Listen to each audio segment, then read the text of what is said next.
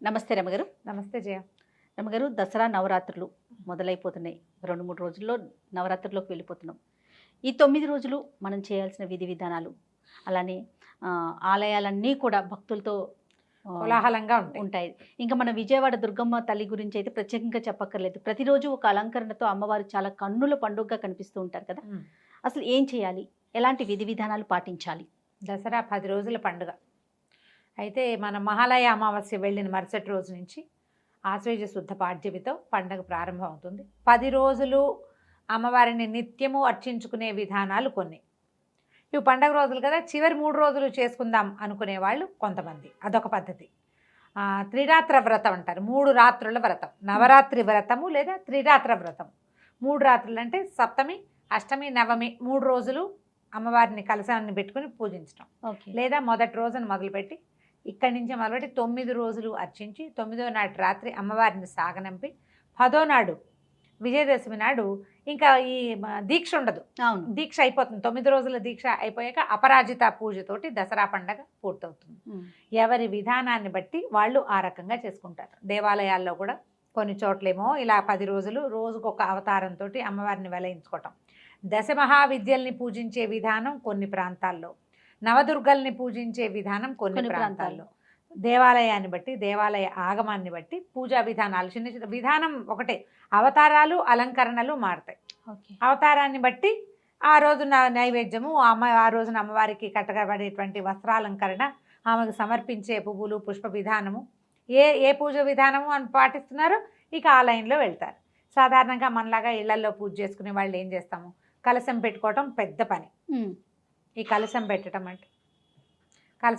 అంటే ప్రాణప్రతిష్ఠ చేసుకోవటము, కలశారాధన చేయటం. తర్వాత ఏమో ఒక మన 10 రోజులు అఖండ దీపారాధన ఉంచుకోవటం. అంటే దీపం ఇంకా మలగదు. మొదటి రోజున వెలిగిస్తే చివరి రోజు దాకా అది అట్లా కంటిన్యూ చేయాలి. దానికోసమని కొన్ని రకాల నియమాలు పెట్టుకోవటము, 10 రోజులు నియమం పెట్టుకోవటం. అయితే ఇవి సాధారణంగా ఏంటంటే ఇళ్లల్లో లేనప్పుడు, మనకి ఇంట్లో అలవాటు లేదు, ఏదో విని ఒక ఎక్సైటెడ్గా దీనివల్ల అత్యద్భుతమైన మంచి ఏదో జరుగుతుందని మొదలు పెట్టుకుంటే భయంగా ఉంటుంది. అవును, భయం వేస్తుంది. ఇళ్లలో ఉండి పెద్దవాళ్ళు ఉండి పద్ధతులు అలవాటు అయ్యి ఉన్న వాళ్ళు చేసేసుకుంటారు. వాళ్ళకి మనం చెప్పేదేం లేదు. కొత్తగా ఇది ఏదైనా దసరా 10 రోజులు చేసుకోవాలంటే సులువైన పూజా విధానాన్ని అనుసరించండి. స్ట్రెస్ తీసుకోవద్దు. ఎప్పుడూ దేవతారాధన స్ట్రెస్ఫుల్గా ఉండకూడదు, బ్లిస్ఫుల్గా ఉండాలి, సంతోషంగా ఉండాలి. చక్కగా సరదాగా రోజు కాసిన కొత్త పువ్వులు, ఫ్రెష్ పువ్వులు అమ్మవారికి అలంకారం చేసుకోవటం, చక్కగా పసుపు రాసి బొట్టు పెట్టుకోవటం, మనం కూడా కాళ్ళకి పసుపు రాసుకోవటం, సూత్రాలకు పసుపు రాసుకోవటం. ప్రతిరోజు తలంటి పోసుకోవాలా, ఇదొక ప్రోగ్రామ్ ఉంటుంది. 2 పూట్ల తలస్నానం చేయాలా అని. అసలు దీక్షలో అయితే తలంట్లే పోసుకోరు. మొదటి రోజున పోస్తే మళ్ళీ 9వ రోజునే. తలస్నాన నియమం లేదు. మొదటి రోజునే తలకు నూనె రాసుకుని స్నానం చేయండి. తర్వాత మీ అలవాటుని బట్టి, అవకాశాన్ని బట్టి గురువారం కానీ శనివారం కానీ తలస్నానం చేయొచ్చు. తలస్నానం చేసే దీపారాధన చేయాలన్న నియమం లేదు. తొలి రోజున చేయాలి. పుణ్యస్త్రీలు, భార్య భర్తలు ఉన్నవాళ్ళు పొద్దున స్నానం చేసేటప్పుడు పసుపు రాసుకుని ఒంటికి, లేదా నీళ్లలో ఒక చిటికెడు పసుపు వేసి సూత్రాలకు పసుపు రాసుకుని స్నానం చేయాలి. అది నియమం. మనకు పండగ నియమం అవుతాయి. ప్రతి వాళ్ళకి ఇదే సమాధానం, తలస్నానం చేయక్కర్లేదు. ఈ నియమంతో మనం 9 రోజులు ఏం చేయొచ్చు, రోజు 10 రోజుల పాటు అంటే చివరి అపరాజిత పూజ వరకు ప్రతిరోజు లలితా శాస్త్రమే చేసుకుని, మన ఇంట్లో ఉన్న లలితమ్మకే దీపారాధన చేసుకుని పువ్వులు పెట్టుకుని పూజ చేసుకోవచ్చు పద్ధతి ఇది. రోజు లక్ష్మీ అష్టోత్తరం మనకు అదే వచ్చు, ప్రతిరోజు లక్ష్మీ అష్టోత్తరమే కూడా చదువుకుని పూజ చేసుకోవచ్చు. అలాగే కాకుండా ఏ రోజు అవతారం అది. మొదటి రోజు బాలాదేవికి సంబంధించినటువంటి స్తోత్రం బాలాస్తుతి, అది చదువుకోవటం. బాలకి మనకి ఇది దొరికితే అష్టోత్తరం దొరికితే బాలా అష్టోత్తరం, బాలా త్రిపుర సుందరికి. 2వ రోజున అమ్మవారు మారుతుంది, అన్నపూర్ణ, మహాకాళి, మహాలక్ష్మి, మహాసరస్వతి రూపాలు మారుతాయి. ఆ రోజును బట్టి ఈ రోజున ఫలానా అలంకారము, ఫలానా పూజ, ఫలానాది అని దేవాలయంలో ఏం చేస్తారో మనం కూడా ఆ స్తోత్రాలు చదువుకోవటం, ఆయా నివేదనలు పెట్టుకోవటం. అలాగూ ఇలాగూ కూడా చేయొచ్చు. ఏదైనా కరెక్టేనమ్మా, చెయ్యటమే ఇంపార్టెంట్. అంతే. మీరు 10 రోజుల పాటు ఒక నియమాన్ని పెట్టుకుని ఆ నియమ పాలన చేయండి. 2 పూట్ల దీపం పెట్టుకోవటం ఒక నియమం, 2 పూట్ల పూజ చేసుకోవటం ఒక నియమం, 2 పూటల స్తోత్రమో శ్లోకమో చదువుకోవటం ఇది. ఇప్పుడు ఇవన్నీ పాటించలేం. దండం పెట్టుకోండి ప్రతిరోజు. ఇవి మంచి రోజులు. ఇవేంటంటే మనకి ఎట్లా చెప్తారు, మనకి నిన్నటి నుంచి అంటే ఇప్పటిదాకా వర్ష ఋతువు వెళ్ళిపోతుంది. శ్రావణ భాద్రపదాలు వర్ష ఋతువు కదా, ఆశ్వేజ కార్తీకాలు శరద్ ఋతువు, శరత్కాలం వస్తుంది. ఈ శరత్కాలంలో ఏంటంటే మనకి ప్రతి ఋతువులోనూ ఒక్కొక్క పంధా ఉంటుంది.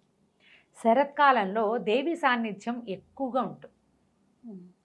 అమ్మవారు తనంటే ప్రకృతి మనకి ఎట్లా ఉంటుంది, వర్షాలు ఉన్నంతసేపు బురద బురదగా చీదరగా ఉంటాయి వాతావరణం, మొక్కలన్నీ చక్కగా చెట్లు గిట్లు పచ్చగా అయిపోతాయి. అవును, ఫుల్ గ్రీనరీ ఉన్నా కూడా ఒక చిత్తడి ఒక చికాకు ఖచ్చితంగా ఉంటుంది వర్షాకాలం.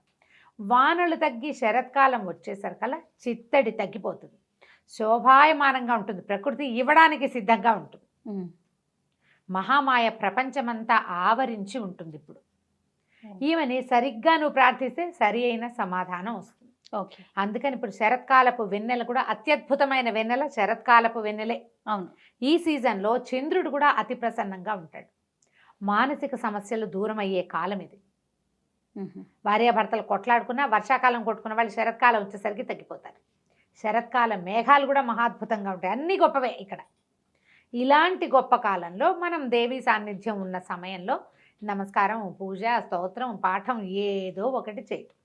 దీంతోపాటు మనం ఈ 10 రోజులు అమ్మవారికి ప్రత్యేకంగా చెప్పబడే రాత్రులు కాబట్టి కుమారి పూజ చేసుకోవచ్చు.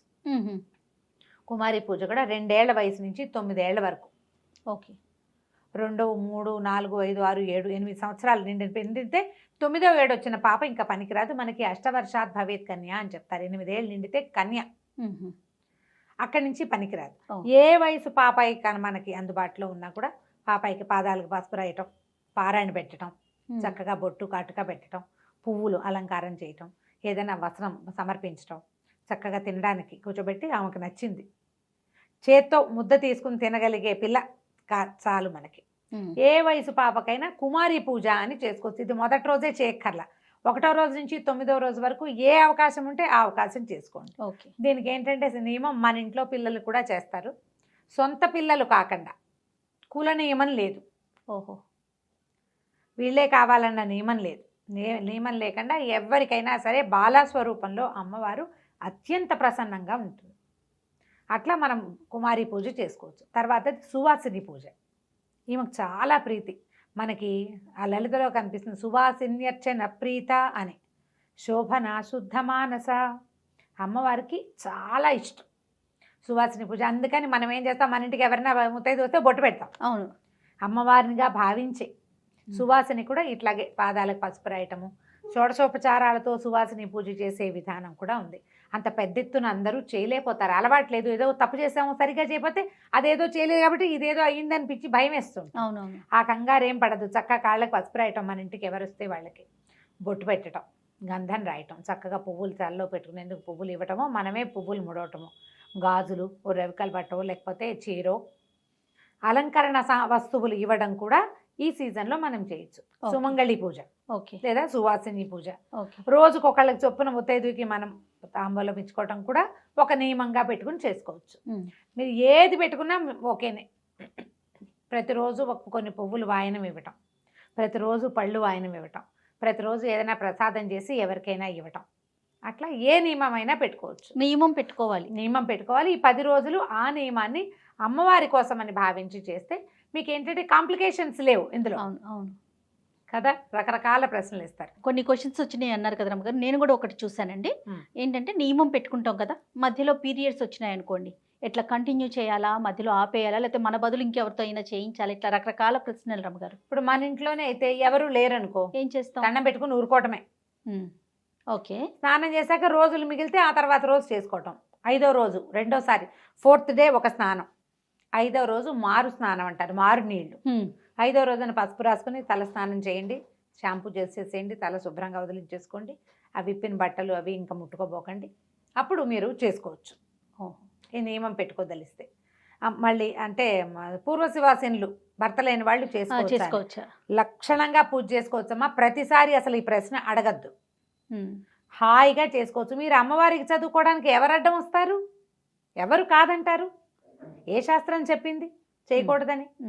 ఒక్క సాధారణ నియమం మనం పాటించేది ఏమిటి, మనకు లోక సహజంగా, నేను చెప్పడం కాదు, సహజంగా పాటించేది ఎవరికైనా బొట్టు కాటుక మీరు పెట్టకూడదు, బొట్టు పెట్టి ఇవ్వకూడదు అన్న మాట చెప్తారు. మీ ఇంట్లో నుంచి మీరు ప్రసాదాలు గిసాదాలు అన్నీ శుభ్రంగా చేసుకుని ఇవ్వచ్చమ్మా, ఏ తప్పు లేదు. హాయిగా చదువుకోండి, అమ్మవారికి పూజ చేసుకోండి. పువ్వులు పెట్టి పూజించడానికి అభ్యంతరం ఏముంటుంది? ఏమీ అభ్యంతరం లేదు. దాని మీద ఇంకా ఆలోచించకండి, ప్రశ్నించకండి. ఒకళ్ళు చేస్తే రెండో వాళ్ళు మీరు ఇలా చేయకూడదు కదా అలాంటి పిచ్చి మాటలు మాట్లాడిపోకండి. పరిస్థితులు ఎవరికి ఎప్పుడు ఎలా తిరుగుతాయో మనకు తెలియదు, దాని మీద అసలు ఆలోచనే లేదు.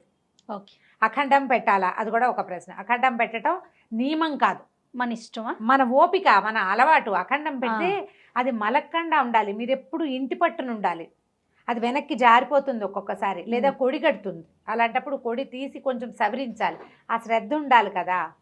తర్వాత నాన్ వెజ్ తినచ్చా, ఇది ఒక్కోల, ఇదే చాయిస్. మీరు నియమం పెట్టుకుని నేను తిన్ను నేను చెయ్యను అని పెట్టుకుంటే మీ ఇంట్లో వాళ్ళు ఒప్పుకోవాలి. సాధారణంగా పూజా విధానాలకి ఏం చెప్తారంటే అన్నిటికీ ఉపవాసాలకి భర్తలు ఒప్పుకోవాలి. మీరు ఇంట్లో ఒక పూజ చేసి ఒక నియమం పెట్టుకుంటే మీ భర్తలతో కొట్లాడి నియమాలు పెట్టుకోవద్దు, ఒప్పించుకుని పెట్టుకోండి. ఒప్పించుకోవాలి. ఇప్పుడు పైగా మన నియమం వల్ల ఇతరులకు ఇబ్బంది కలగకూడదు కదా రమ్మగారు, ఇబ్బంది అదొకటి కలగకూడదు. చూసుకోవాలి కదా. ప్రధానంగా భర్తలు ఒప్పుకోవాలి. మీ ఇంట్లో పిల్లలకి భర్తకి ఇబ్బంది లేకపోతేనే పెట్టుకోండి ఆ నియమం. ఇది అక్కడి నుంచి ఉపవాసాల గురించి ప్రశ్నిస్తారు. స్త్రీలు ఉపవాసం అంటే ఓపిక లేని వాళ్ళు, షుగర్ ఉన్నవాళ్ళు, ప్రెగ్నెన్సీ ఉన్నవాళ్ళు, లేదా కొత్తగా పిల్లల తల్లులు, చంటి పిల్లల తల్లులు ఉపవాసం చేయొద్దమ్మా. మీరు దీంట్లో ఒక పద్ధతి ఉంది, మనం ఏది నివేదన చేస్తామో అదే తింటామని పెట్టుకోండి. ఇది ఒక నియమం పెట్టుకోవచ్చు. నాది అదే నియమం, 10 రోజులు. ఓహో, అమ్మవారికి ఏదైతే నివేదన చెయ్యనిది ఏది నేను తిన్ను. పొద్దున్న నివేదన పెడతాం, ప్రసాదం అవి ఇవి అన్నం అన్నీ పెట్టేస్తాను, అవే తింటా. ఇక వేరే నివేదన చేయబడిన అరటిపండు కూడా నేను తిన్ను. 2 పూట్లు అవే తింటారా రమ్మగారు? 2 పూట్ల అదే తింటా, మా నియమం అదే. పగళ్ళు డాక్టర్ గారు ఉపవాసం ఉంటారు, ఆయన రాత్రి భోజనం చేస్తారు. నాకు అన్ని రోజులు పగలు ఉపవాసం చేస్తే నేను నిద్ర లేవలేదు. ఓకే, పని చేయాలి కదా, ఎంత పని రమ్మగారు. అందుకని ఇంకా అది పెట్టుకోవట్లేదు. ఎప్పుడు ఇదే పంద. పొద్దున పూట నివేదన ఏది చేస్తే అది నివేదన చేయకుండా మధ్యాహ్నం పిల్లల కోసం ఏదైనా చేస్తే నోట్లో వేసుకోవడం, స్నాకింగ్, నథింగ్ డూయింగ్, ఇలా పెట్టుకోవచ్చు. ఓకే. ఈ ఉపవాసం ఉండటం కూడా పగలు ఉపవాసం ఉండి రాత్రి భోజనం, ఇవి రాత్రి పూజ చాలా ఇంపార్టెంట్ దసరాల్లో. సాయంకాలం చేసే పూజ మంచిది, చాలా అంటే విశేషమైందని చెప్తారు. రాత్రి అని చెప్పబడుతోంది కదా, అదేలేండి. మీ వెసులుబాటు, మీరు చేసుకోగలిగితే సాయంకాల పూజ సంధ్యాకాలం నుంచి మొదలుపెట్టి రాత్రికి చేసే పూజ. మీరు ఆ నియమం పాటించలేకపోతే పొద్దునే చేసుకోండి. కొంతమందికి కుదరదు, కొంతమందికి కుదరదు, పొద్దుటి పూట చేసేసుకోండి. సాయంకాలం ఒట్టిగా దీపారాధన చేసుకోండి. పిల్లలు స్కూల్ నుంచి ఇంటికి వచ్చాక అక్కడ కూర్చొని చదువుకోవడానికి దానికి కుదరదు, చిన్న చిన్న పిల్లలు. లేదా పిల్లలు సాయంకాలాలు ఆటలాడుకుంటారు, వాళ్ళని వెతుక్కుంటూ ఉండాలి, అది కూడా ఉంటుంది. ఇప్పుడు స్కూళ్ళు ఉండవు కదా, సెలవులే కాబట్టి పర్వాలా. పొద్దున పూట ఏమైతే ఏదో ఆడుకుంటారు, ఏదైనా బ్రేక్ఫాస్ట్ చేసి అక్కడ పెట్టేస్తే వాళ్ళ దారిని వాళ్ళు తింటారు. ఆ టైంలో మీరు ఏమైనా చదువుకోవచ్చు, పూజ చేసుకోవచ్చు. సాయంత్రం కష్టమైతే సాయంత్రాలు పెట్టుకోపోకండి, ఉదయకాలమైనా చేసుకోవచ్చు. ఉపవాసం ఉండదలుచుకున్న వాళ్ళు పూజ అయ్యే వరకు ఉపవాసం చేయండి. బ్రేక్ఫాస్ట్ చేసి పూజ చేయకుండా పూజ అంతా అయిపోయాక నివేదన చేశాక అప్పుడు తినండి. అది ఆ నియమం కూడా పెట్టుకోవచ్చు. ఉపవాసాలకి భర్తలు ఒప్పుకోవాలనేది నియమం. భార్య భర్త కలిసి ఉండొచ్చా, ఆ ప్రశ్న కూడా వచ్చింది, అది కూడా వచ్చింది. అవన్నీ కూడా మీ చాయిస్ లేనమ్మా. మీకు తప్పు అనిపిస్తే చెయ్యొద్దు, తప్ప అని ఎవరినైనా అడగండి. అది మీ ఇంట్లో పరిస్థితిని బట్టి కదా, మీ పరిస్థితిని బట్టి, మీ అండర్స్టాండింగ్ని బట్టి, మీ వెసులుబాటును బట్టి. మర్నాడు పొద్దున పసుపు రాసుకుని స్నానం చేయండి అని చెప్పాను కదా క్లియర్గా. కాబట్టి ఇక దాని మీద ప్రశ్నలు వేయకండి, ఎవరిని అడగద్దు. నన్ను కాదమ్మా, ఎవరిని అడగద్దు. మీకు అదేదో బ్లెండర్ మిస్టేక్ అని అనిపించింది అనుకో, చేయకండి, చేయొద్దు. చేయాల్సి వచ్చింది, దండం పెట్టుకోండి దేవుడికి. ఏం చేయను, నా పరిస్థితి ఇది, నా పరిస్థితి కూడా నువ్వే కల్పించావు. అయినా అన్ని బాగానే ఉన్నా మీ ఇష్టారాజ్యంగా చేయమని చెప్పటం లేదు. తప్పనిసరి అయితే చేయండి, ఏం పర్వాలేదు. పొద్దున్న స్నానం చేస్తే సరిపోతుంది. పసుపు రాసుకుని స్నానం చేయండి. సువాసనకి పసుపు రాసుకుని స్నానం చేయటమే చెప్తారు పెద్దవాళ్ళు. యథావిధిగా పూజ చేసుకోండి. నేను పూజ చేస్తాను, మా ఆయన దండం కూడా పెట్టాడండి, ఏం చేయాలి? మానేమనండి. ఇన్ని ప్రశ్నలు పంపించారు నాకు అసలు నాకే ఓ 50 ప్రశ్నలు వచ్చినాయి. అదే ఇదా అదని ఇంకా నేను అన్ని చెప్పలా, ఇంకేవో మిస్కొట్టి ఇచ్చేసి ఉంటా కొన్ని, ఇంకా వస్తాయి క్వశ్చన్స్. దీపం ఎటుపోయి ఎలా పెట్టాలి, 2 పూట పొద్దున పెట్టిన దీపం సాయంత్రం దాకా ఉండాలా అని. అలా ఏం లేదమ్మా, మీరు అఖండం పెడితే ఓ విధానం. కలశం పెట్టడం గురించి మీ ఇంట్లో ఆచారం ఉంటే, పెద్దవాళ్ళు ఉంటే వాళ్ళ పర్మిషన్ తోటి పెట్టుకోండి. లేని ఆచారాలని చెయ్యబోకండి. ఎందుకంటే స్వధర్మ నిధనం ఎప్పుడూ మంచిది. మీ ఇంట్లో ఏం చేస్తారో అది చేసుకోండి. మీకు సార్ చేసుకోవాలని ఉంటే పెద్ద పెద్దవి చేయబోకండి. నేను చెప్పినట్టు సింపుల్గా ఏదైనా చక్కగా చదువుకోండి రోజుకొకటి. అయితే చాలా సందేహాలు, ధర్మ సందేహాలు చాలా ఉన్నాయి రమ్మగారు.